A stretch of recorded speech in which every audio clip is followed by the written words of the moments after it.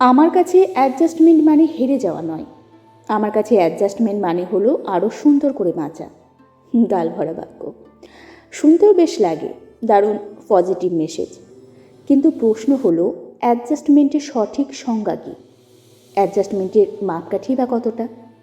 কিন্তু অ্যাডজাস্টমেন্টের মোটামুটি বাংলা অর্থ মানিয়ে নেওয়া ধরা যায়, তবে এর অর্থ দাঁড়ায় মেনে নিতে অসুবিধা হলেও মানিয়ে নেওয়ার প্রক্রিয়া। সেটাও না হয় নেওয়া হলো, কিন্তু অ্যাডজাস্ট কে কতটা করবে? যে মানিয়ে নিচ্ছে সবসময় একতরফা, সেই কি মানিয়ে নেবে? একটা জিনিস মনে রাখবেন, ফ্লেক্সিবল অর্থাৎ নমনীয় হলে তবেই সেখানে অ্যাডজাস্ট সম্ভব। ব্যাপারটা অনেকটা দাঁড়িপাল্লার মতো।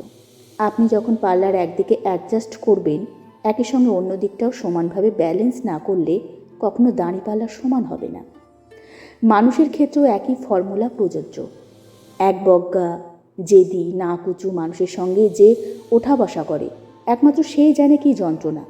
সন্দেহবাদী, কৃপণ, বদমেজাজি, রুক্ষ স্বভাবের মানুষের সঙ্গে যারা সংসার করে, তারা জানে জীবন কী জিনিস।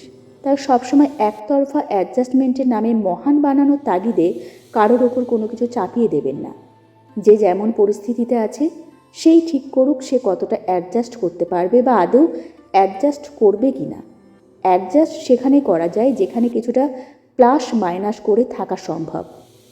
অতিরিক্ত তফাতে পৃথিবীতে কোনো কিছুরই অ্যাডজাস্টমেন্ট হয় না।